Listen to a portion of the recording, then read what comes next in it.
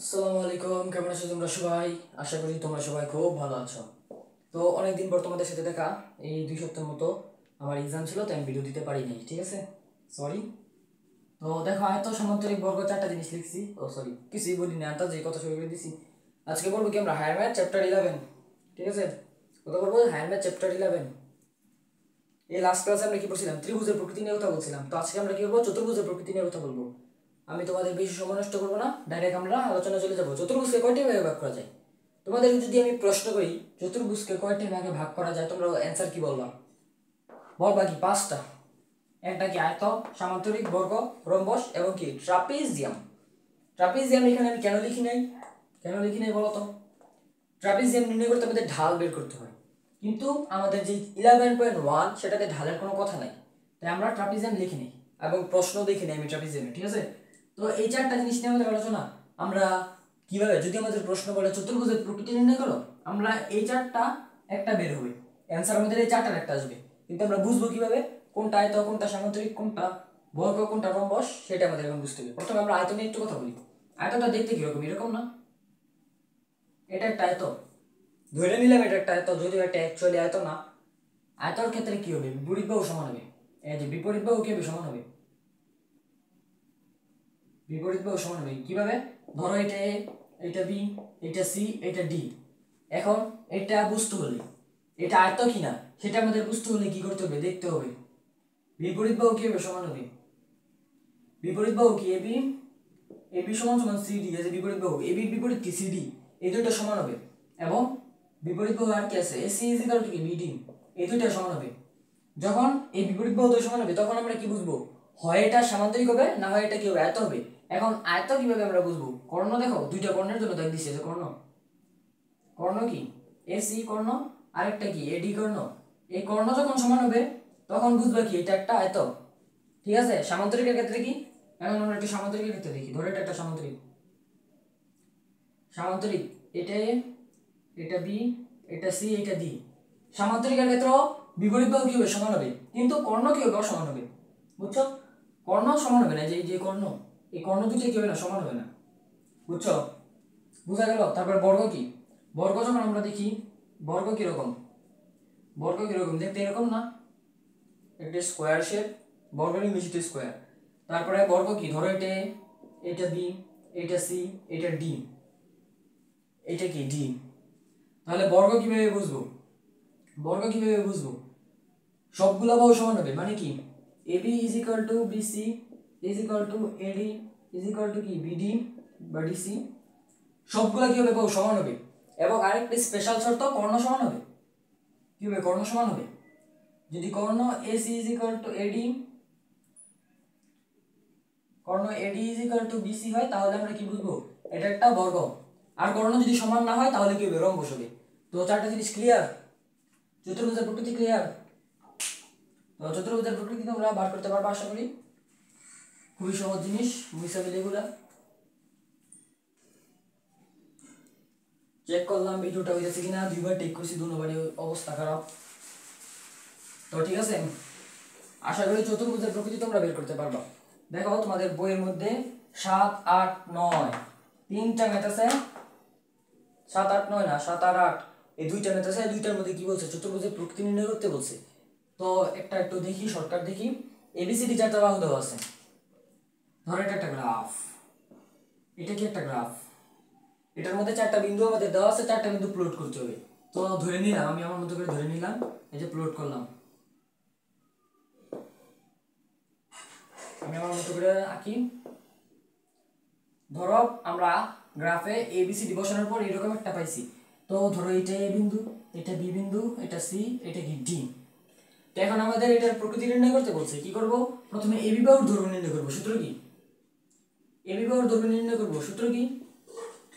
সূত্র আমরা কিন্তু জানি, x2 - x1 তার whole square plus y2 - y1 তার হোল স্কয়ার। এই সূত্রটা আমরা কি করব? এবি এর দৈর্ঘ্য নির্ণয় করব। অবশ্যই কি তোমাদের স্থানাঙ্ক দেওয়া থাকবে, স্থানাঙ্ক কি তোমাদের দেওয়া থাকবে, যেমন x1 দেওয়া আছে, y1 দেওয়া আছে, স্থানাঙ্ক দেওয়া থাকবে, ঠিক আছে। স্থানাঙ্ক না দেওয়া থাকলে আমরা কি করতে পারতাম না? প্লট করতে পারতাম না।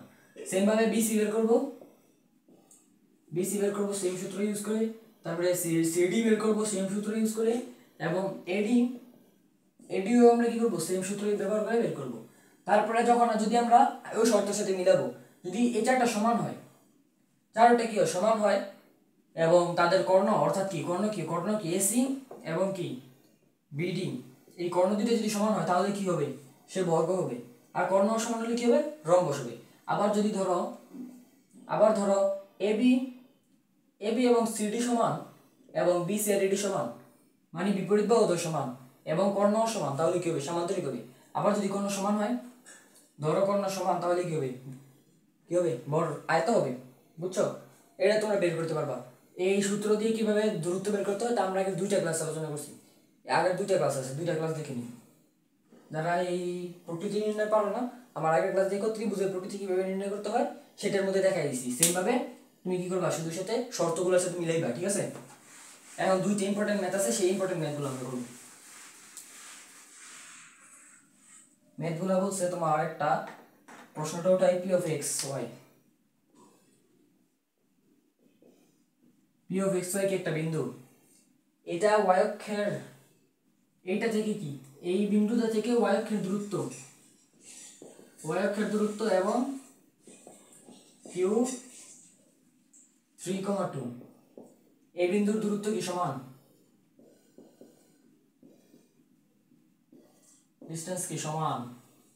তো আমাদের একটা প্রমাণ করতে বলছে ওয়াই স্কয়ার মাইনাস 4y,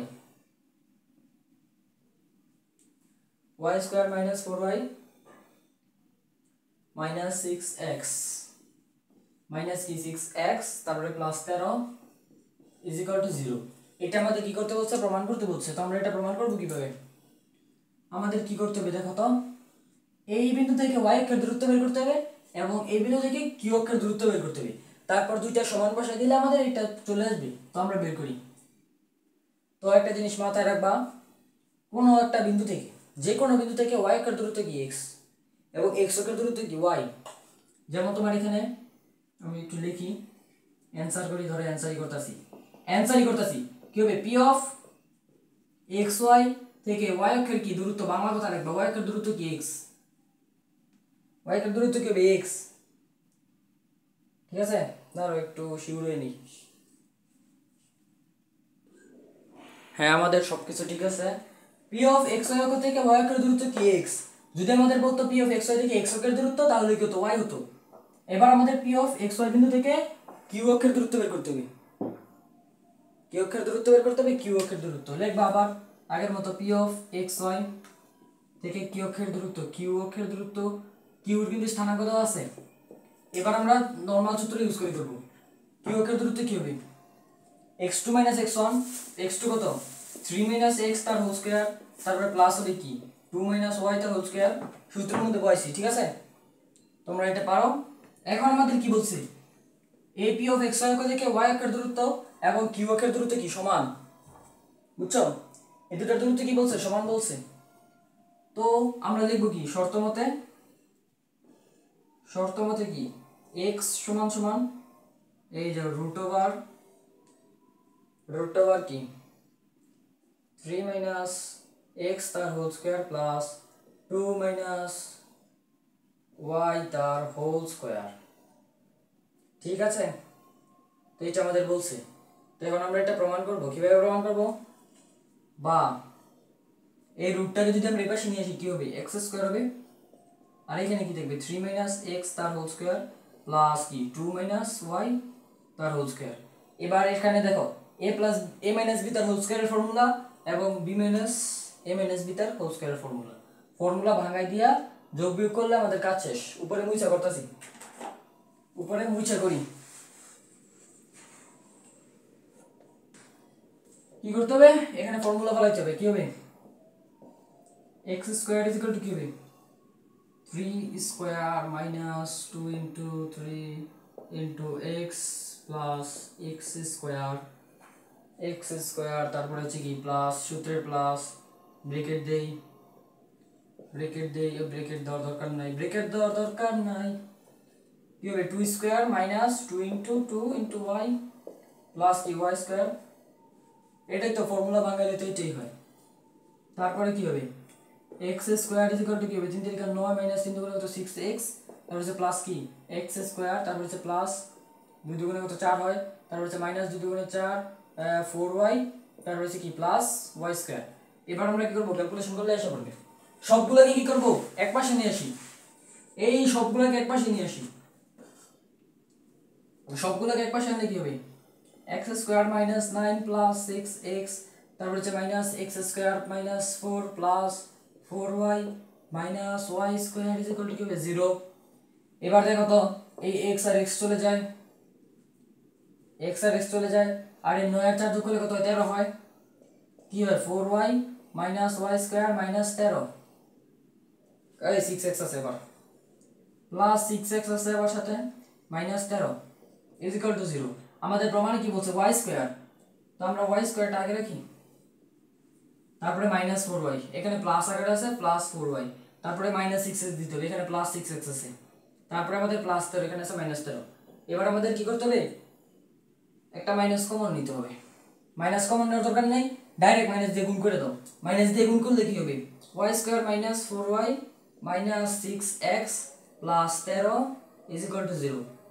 ঠিক আছে একটা মাইনাস দিয়ে গুণ করে দিছি দেখো তো আমাদের প্রমাণটা হইছে কিনা দেখো তো হইছে প্রমাণ এটাই কিন্তু আমাদের চাইছিল ঠিক আছে।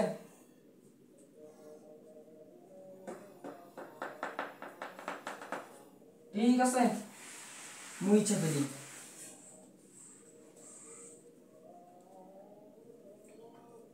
তো আমাদের 11.1 কি শেষ 11.1 কি শেষ তারপর আমরা কোন চ্যাপ্টার পড়তাম স্থানাঙ্ক জ্যামিতির পর কোন চ্যাপ্টার পড়ব আচ্ছা এই দেখি 11.1 এর আমরা কি শিখছি দূরত্ব নির্ণয় শিখছি তারপরে ত্রিভুজের প্রকৃতি নির্ণয় শিখছি তারপরে চতুর্ভুজের প্রকৃতি নির্ণয় শিখছি আর আছে একটা প্রমাণ শিখলাম এইগুলাই 11.9 এইগুলাই এর বাইরে কিছু নাই।